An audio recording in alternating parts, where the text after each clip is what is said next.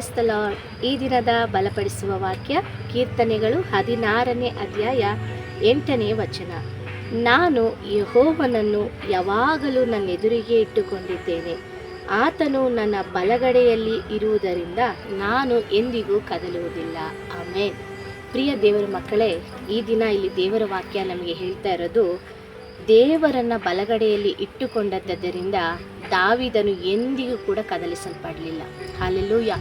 ದಾವೀದನ ಜೀವನವನ್ನು ನೀವು ನೋಡೋದೇ ಆದರೆ ಸ್ವಂತ ತಂದೆಯೇ ಆತನನ್ನು ಯಾವುದಕ್ಕೂ ಬಾರದವನು ಎಂಬುದಾಗಿ ಆತನನ್ನು ಕುರಿ ಕಾಯುವುದಕ್ಕೆ ಕಳಿಸ್ತಾ ಇದ್ದ. ಹಲ್ಲೆಲೂಯಾ. ಅದೇ ರೀತಿಯಾಗಿ ತನ್ನ ಸ್ವಂತ ಸಹೋದರರು ಕೂಡ ಅವನನ್ನು ದ್ವೇಷಿಸ್ತಾ ಇದ್ರು. ಹಲ್ಲೆಲೂಯಾ. ನಂತರದ ದಿನಗಳಲ್ಲಿ ವಿವಾಹವಾದ ನಂತರ ಸ್ವಂತ ಮಗನೇ ತನ್ನ ಒಂದು ಪದವಿಗೋಸ್ಕರ ತಂದೆಯನ್ನು ಸಾಯಿಸಬೇಕು ಎಂಬುದಾಗಿ ಆತನನ್ನು ಸಾಯಿಸೋದಕ್ಕೆ ಆತನ ಬೆನ್ನಟ್ಟಿರ್ತಿದ್ದ. ಹಲ್ಲೆಲೂಯಾ. ಈ ರೀತಿಯಾಗಿ ದಾವೀದನ ಜೀವನದಲ್ಲಿ ನೋಡೋದಾದರೆ ಪ್ರತಿಯೊಬ್ಬರೂ ಅವನ್ನ ದ್ವೇಷಿಸ್ತಾ ಇದ್ರು, ಪ್ರತಿಯೊಬ್ಬರೂ ಅವನ್ನ ದೂಷಿಸ್ತಾ ಇದ್ರು, ಪ್ರತಿಯೊಬ್ಬರು ಅವನ್ನ ನೋಡಿದ್ರೆ ಕೋಪ ಪಡ್ತಾ ಇದ್ರು. ಹಲ್ಲೆಲೂಯಾ. ಆದರೆ ಜನರು ಯಾವ ರೀತಿ ಬದಲಾದರೂ, ಪರಿಸ್ಥಿತಿಗಳು ಯಾವ ರೀತಿ ಬದಲಾದರೂ ಕೂಡ ದಾವೀದನು ಮಾತ್ರ ಕದಲಿಸಲ್ಪಡಲೇ ಇಲ್ಲ. ಯಾಕೆ ಗೊತ್ತಾ? ಅವನು ಯಾವಾಗಲೂ ತನ್ನ ಮುಂದೆ ದೇವರನ್ನು ಇಟ್ಕೊಂಡಿದ್ದ. ಇವರು ದ್ವೇಷಿಸಿದ್ರೆ ನನಗೇನು, ಇವರು ನನ್ನ ಕೈ ಬಿಟ್ಟರೆ ಏನು, ಇವ್ರು ನನ್ನ ತೊರೆದ್ರೆ ಏನು, ಇವ್ರು ನನ್ನ ಸಾಯಿಸಬೇಕು ಅಂದ್ಕೊಂಡ್ರೆ ಏನು ನಡೆದ್ರೆ ನನಗೇನು, ನನ್ನ ದೇವರು ನನ್ನ ಜೊತೆಯಲ್ಲಿದ್ದಾರೆ. ಹಲ್ಲೆಲೂಯಾ. ನನ್ನ ಬಲಗಡೆಯಲ್ಲಿ ದೇವರಿದ್ದಾರೆ ಎಂಬುದಾಗಿ ಅವನು ಯಾವಾಗಲೂ ಅದನ್ನು ಯೋಚನೆ ಮಾಡ್ತಾ ಇದ್ದ. ಆ ಒಂದು ರುಚಿಯನ್ನು ಅನುಭವಿಸ್ತಾ ಇದ್ದ. ಆತನ ಜೊತೆಯಲ್ಲಿ ದೇವರಿರೋ ಒಂದು ಸ್ಪರ್ಶವನ್ನು ಆತನು ಯಾವಾಗಲೂ ನಂಬ್ತಾ ಇದ್ದ. ಹಲ್ಲೆಲೂಯಾ. ಪ್ರಿಯ ದೇವರ ಮಕ್ಕಳೇ, ಈ ದಿನ ಈ ವಾಕ್ಯದಿಂದ ದೇವರು ನಿಮ್ಮನ್ನು ಬಲಪಡಿಸ್ತಾ ಇದ್ದಾರೆ. ನಿಮ್ಮ ಬಲಗಡೆಯಲ್ಲಿ ದೇವರಿದ್ದಾರೆ. ಹಲ್ಲೆಲೂಯಾ. ನಿಮ್ಮ ಬಲಗಡೆಯಲ್ಲಿ ಯೇಸು ಕ್ರಿಸ್ತನಿದ್ದಾರೆ. ನೀವು ಮೊದಲು ಅದನ್ನು ಯೋಚನೆ ಮಾಡಿರಿ. ಹೌದು, ನಾನು ಒಂಟಿಯಲ್ಲ, ನಾನು ಒಬ್ಬಂಟಿಗನಲ್ಲ, ನಾನು ಒಬ್ಬಳೇ ಅಲ್ಲ, ನನ್ನ ಜೊತೆಯಲ್ಲಿ ದೇವರಿದ್ದಾರೆ, ನನ್ನ ಜೊತೆಯಲ್ಲಿ ಯೇಸು ಸ್ವಾಮಿ ಇದ್ದಾರೆ. ನಾನು ಯಾಕೆ ಯಾರಿಗೆ ಹೆದರಬೇಕು, ಯಾಕೆ ಭಯ ಪಡಬೇಕು? ಈ ಕೆಲಸ ಹೋದರೆ ಏನು, ಇನ್ನೊಂದು ಕೆಲಸ ದೇವರು ನನಗೆ ಕೊಡ್ತಾರೆ. ಈ ವ್ಯಕ್ತಿ ನನ್ನ ಕೈ ಬಿಟ್ಟು ಹೋದರೆ ಏನು, ಇದಕ್ಕಿಂತ ಒಳ್ಳೆಯವ್ರನ್ನ ದೇವ್ರು ನನ್ನ ಜೀವನದಲ್ಲಿ ಕರ್ಕೊಂಡು ಬರ್ತಾರೆ. ಇದು ಹೋದರೆ ಏನು, ಮತ್ತೊಂದನ್ನು ದೇವ್ರು ನನಗೆ ತರ್ತಾರೆ. ನನ್ನ ದೇವರು ನನ್ನ ಜೊತೆಯಲ್ಲಿ ಇದ್ದಾರೆ ಎಂಬುದಾಗಿ ಪ್ರತಿದಿನ ಅದನ್ನು ನೀನು ಯೋಚನೆ ಮಾಡು. ಹಲ್ಲೆಲೂಯಾ. ನೀನು ಅನೇಕ ಬಾರಿ ಅಳ್ತಾ ಇದೆಯಾ, ಅಯ್ಯೋ ನನ್ನನ್ನು ನಂಬಿದ್ದವರೆಲ್ಲ ಕೈ ಬಿಟ್ಟು ಹೋಗ್ತಾ ಇದ್ದಾರಲ್ಲ, ನಾನು ನಂಬಿದ ಕೆಲಸ ನನ್ನ ಬಿಟ್ಟು ಹೋಗ್ತಲ್ಲ, ಅಯ್ಯೋ ಈ ಪರಿಸ್ಥಿತಿ ಬದಲಾಗೋಯ್ತಲ್ಲ. ಹಲ್ಲೆಲೂಯಾ. ಪ್ರತಿ ಬಾರಿ ಎಲ್ಲದಕ್ಕೂ ಕೂತ್ಕೊಂಡು ಅಳ್ತಾ ಇದೆಯಾ, ಸೋತೋಗ್ತಾ ಇದೆಯಾ? ಪ್ರಿಯ ಮಗಳೇ, ಪ್ರಿಯ ಮಗನೇ, ಈ ದಿನ ಯೋಚಿಸೋದನ್ನು ನಿಲ್ಲಿಸು. ಈ ದಿನ ಅಳೋದನ್ನು ನಿಲ್ಲಿಸು, ಚಿಂತೆ ಮಾಡೋದನ್ನು ನಿಲ್ಲಿಸು. ಈ ವಾಕ್ಯವನ್ನು ಪದೇ ಪದೇ ಓದು. ದಾವೀದನು ಹೇಳಿದ ಹಾಗೆ, ನಾನು ಯೆಹೋವನನ್ನು ಯಾವಾಗಲೂ ನನ್ನ ಎದುರಿಗೆ ಇಟ್ಟುಕೊಂಡಿದ್ದೇನೆ, ಅವ್ರು ನನ್ನ ಬಲಗಡೆಯಲ್ಲಿದ್ದಾರೆ, ನಾನು ಕದಲಿಸಲ್ಪಡೋದೇ ಇಲ್ಲ. ಹಲ್ಲೆಲೂಯಾ. ಪ್ರಿಯ ದೇವರ ಮಗುವೆ, ನೀನು ಈ ಒಂದು ವಿಷಯವನ್ನು ನಿನ್ನ ಜೀವನದಲ್ಲಿ ನಂಬೋದೇ ಆದರೆ, ಅದರ ರುಚಿಯನ್ನು ನೀನು ನೋಡೋದೇ ಆದರೆ ನಿನಗೆ ಗೊತ್ತಾಗುತ್ತೆ ಈ ಕಷ್ಟ ಏನು ದೊಡ್ಡದಲ್ಲ. ಹಲ್ಲೆಲೂಯಾ. ಈ ವ್ಯಕ್ತಿ ನನ್ನಿಂದ ಹೊಟ್ಟೋದ್ರೆ ನಾನೇನು ಇದಕ್ಕೆ ಮೇಲೆ ನಾನು ಏನು ಉದ್ಧಾರನೇ ಆಗೋದಿಲ್ಲ. ಆ ರೀತಿಯಲ್ಲಿ ಯೋಚನೆ ಮಾಡಬೇಡ. ಯಾರು ಬಿಟ್ಟೋದ್ರು, ಯಾರು ಕೈ ಬಿಟ್ಟು, ಯಾವ ಕೆಲಸ ಹೋದ್ರು, ನಿನ್ನ ಹತ್ರ ಇರೋ ಹಣ ಹೋದ್ರು, ಆಸ್ತಿ ಹೋದ್ರು, ಸಮಾಧಾನ ಹೋದ್ರು, ಏನೇ ಹೋದ್ರು ಚಿಂತೆ ಮಾಡಬೇಡ. ಎಲ್ಲದಕ್ಕಿಂತ ಮೇಲಾದ ಯೇಸು ಕ್ರಿಸ್ತನು ನಿನ್ನ ಜೊತೆಯಲ್ಲಿದ್ದಾರೆ. ಹಲ್ಲೆಲೂಯಾ. ನೋಡ್ರಿ, ಮೋಶೆ ಆ ದಿನ ಇಸ್ರಾಯೇಲ್ ಜನರನ್ನ ಐಗುಪ್ತದಿಂದ ಹೊರಗಡೆ ತರುವಾಗ ಅವನಿಗೇನು ನಂಬಿಕೆ ಇತ್ತು? ಅವನಿಗೇನಾದರೂ ನಂಬಿಕೆ ಇತ್ತು, ನಾನು ಈ ಜನರನ್ನ ಹೊರಗಡೆ ಕರ್ಕೊಂಡು ಹೋಗ್ತೇನೆ, ಈ ದಾಸತ್ವದಿಂದ ನಾನು ಇವ್ರನ್ನ ಬಿಡಿಸ್ತೇನೆ ಎಂಬುದಾಗಿ. ಅವನು ಯಾವತ್ತೂ ತನ್ನ ಜ್ಞಾನದ ಮೇಲೆ ಆಧಾರ ಪಡಲೇ ಇಲ್ಲ. ಹಲ್ಲೆಲೂಯಾ. ತನ್ನ ಜ್ಞಾನದಲ್ಲಿ ಅವನು ಆಧಾರ ಪಡಲೇ ಇಲ್ಲ, ತನ್ನ ಬಲದಲ್ಲಿ ಆಧಾರ ಪಡಲಿಲ್ಲ. ಅವನಿಗೆ ಗೊತ್ತಿದ್ದೆಲ್ಲ ಒಂದೇ, ದೇವರು ನನ್ನ ಜೊತೆಯಲ್ಲಿದ್ದಾರೆ. ಹಲ್ಲೆಲೂಯಾ.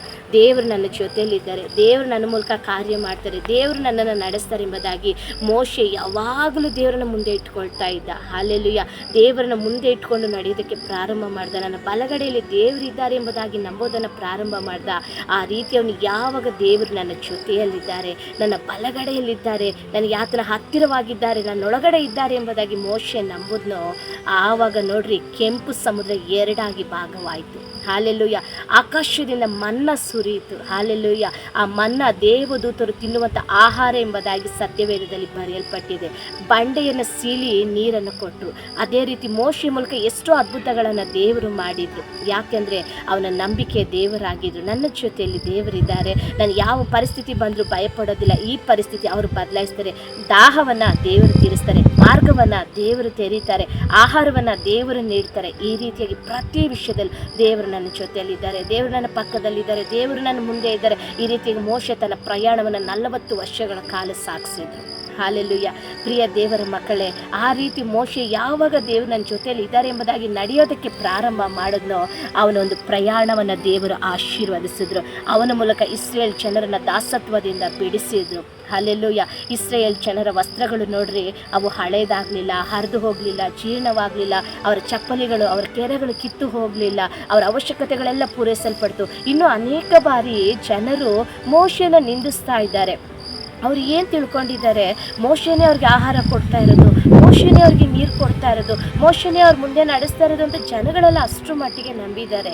ಯಾಕೆಂದರೆ ಎಲ್ಲ ಅದ್ಭುತಗಳು ಮೋಶೆ ಮೂಲಕ ದೇವರು ಮಾಡ್ತಾ ಇದ್ದಾರೆ. ಆಗ ಮೋಶೆ ಸೋತು ಹೋಗದೆ, ಅವರು ಗುಣಗುಟ್ಟೋದನ್ನು ನೋಡಿ ಸೋತು ಹೋಗದೆ, ಅವರ ಬೈಗುಳವನ್ನು ನೋಡಿ ಸೋತು ಹೋಗದೆ, ಮೋಶೆ ಎಲ್ಲ ಸಮಯ ಹೋಗಿ ದೇವರ ಬಳಿ ಕೊಡ್ತಾ ಇದ್ರು. ದೇವರೇ, ನೀನಲ್ವಪ್ಪ ನನ್ನನ್ನು ಈ ಜನರನ್ನು ಕರ್ಕೊಂಡು ಬರೋಕ್ಕೆ ಕಳಿಸ್ದೆ, ನೀನಲ್ವಪ್ಪ ಇವ್ರನ್ನ ಮುನ್ನಡೆಸೋಕ್ಕೆ ನೀನು ಹೇಳಿದೆ, ನೀನೇ ಅಲ್ವ ನನಗೆಲ್ಲ ಎಂಬುದಾಗಿ ಕಷ್ಟ ಬರುವಾಗ, ಸಮಸ್ಯೆ ಬರುವಾಗ, ನಿಂದೆ ಬರುವಾಗ, ಗುಣಗುಟ್ಟುವಿಕೆ ಬರುವಾಗ, ಸೋತು ಹೋಗುವಾಗ ಪ್ರತಿ ಬಾರಿ ಹೋಗಿ ಮೋಶೆ ದೇವರ ಸಮ್ಮುಖದಲ್ಲಿ ಪ್ರಿಯರೇ ಹೋಗಿ ನಿಂತುಕೊಳ್ತಾ ಇದ್ರು. ಈ ದಿನ ದಾವೀದನಂತೆ ನೀವು ಕೂಡ ಹೇಳ್ರಿ, ಸ್ವಂತ ತಂದೆನೇ ನನ್ನನ್ನು ಯಾವುದಕ್ಕೂ ಬೇಡದವನು, ಯೂಸ್ಲೆಸ್ ಎಂಬುದಾಗಿ ನೆನೆಸ್ಕೊಳ್ತಾ ಇದ್ದಾರಾ? ಪರವಾಗಿಲ್ಲ, ನನ್ನ ಮುಂದೆ ದೇವರಿದ್ದಾರೆ, ನನ್ನ ಪಕ್ಕದಲ್ಲಿ ದೇವರಿದ್ದಾರೆ ಎಂಬುದಾಗಿ ಸಂತೋಷವಾಗಿ ಅರಣ್ಯದಲ್ಲೇ ಕೂತ್ಕೊಂಡಿದ್ರು ಪರವಾಗಿಲ್ಲ, ಕುರಿಗಳನ್ನ ಕಾಯ್ತಾ ಇದ್ರು ಪರವಾಗಿಲ್ಲ, ಅಲ್ಲೇ ಕೂತ್ಕೊಂಡು ದೇವ್ರನ್ನ ಸ್ತುತಿಸ್ತಾ ಇದ್ರು. ದೇವರೇ, ನೀನು ಒಳ್ಳೆಯವನಪ್ಪ, ಒಳ್ಳೆಯದನ್ನೇ ಮಾಡೋನು. ಯಾವಾಗಲೂ ದಾವೀದನೇ ಒಂದೇ ಹೇಳೋದು, ಅಪ್ಪ ನೀನು ಒಳ್ಳೆಯವನು, ಒಳ್ಳೆಯದನ್ನೇ ಮಾಡುವನೆಂಬುದಾಗಿ ಅವನು ಯಾವಾಗಲೂ ದೇವರನ್ನ ಸ್ತುತಿಸ್ತಾ ಇದ್ದ. ಅವನಿಗೆ ಒಂದು ಗೊತ್ತು, ನನ್ನ ದೇವರು ನನ್ನ ಜೊತೆ ಇದ್ದಾರೆ, ನನ್ನ ಮುಂದೆ ದೇವರಿದ್ದಾರೆ, ನನ್ನ ಪಕ್ಕದಲ್ಲಿ ದೇವರಿದ್ದಾರೆ ಎಂಬುದಾಗಿ. ಹಾಲೆಲೂಯ. ಮೋಶೆಗೆ ಗೊತ್ತು, ನನ್ನನ್ನು ಐಗುಪ್ತಕ್ಕೆ ಕರ್ಕೊಂಡು ಹೋಗ್ತಾ ಇರೋದು ದೇವರು, ನನ್ನ ಜೊತೆಯಲ್ಲಿರೋದು ದೇವರು, ನನ್ನ ಮುಂದೆ ಇರೋದು ದೇವರು, ನನ್ನ ಬಲಗಡೆಯಲ್ಲಿರೋದು ದೇವರು ಎಂಬುದಾಗಿ. ಅದಕ್ಕೇನೆ ಆ ನಂಬಿಕೆಯಿಂದ ಅವನಿಗೆ ಕೊಟ್ಟ ಕೆಲಸವನ್ನು ಸರಿಯಾಗಿ ಮಾಡಿ ಮುಗಿಸಿ ಐಗುಪ್ತದಲ್ಲಿ ದಾಸರಾಗಿದ್ದ ಇಸ್ರಾಯೇಲ್ ಜನರನ್ನು ಮೋಶೆ ಬಿಡಿಸಿಕೊಂಡು ಹೊರಗಡೆ ಬಂದ. ಹಾಲೆಲೂಯ.